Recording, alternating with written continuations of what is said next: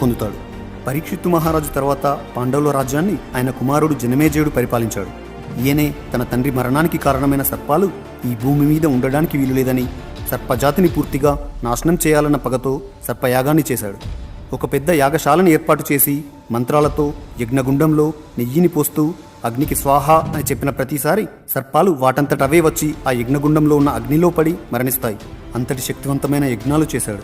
జనమేజయుడి తర్వాత అతని కుమారుడు శతానికుడు రాజ్యపాలన చేశాడు. ఆ తర్వాత 28 మంది మహారాజులు పాండవ వంశ వారసత్వాన్ని కొనసాగించారు. అయితే ద్వాపరయుగం చివర కలియుగ ప్రారంభంలో ఉన్న యుగ సంధికాలం మాత్రం పరీక్షిత్తు మహారాజు పరిపాలించిన కాలమనే చెప్పుకోవచ్చు. పరీక్షిత్తు కలిపురుషుడికి ఇచ్చిన వరాల కారణంగా కలి తన ప్రభావాన్ని మెల్లిమెల్లిగా పెంచుకోవడం ప్రారంభిస్తాడు. కలిపురుషుడి పుట్టుక కూడా చాలా విచిత్రంగా ఉంటుంది. క్రుద్ధుడు అనే వ్యక్తి తన తోడబుట్టిన చెల్లిని వివాహం చేసుకుంటాడు. ఆమె పేరు హింస.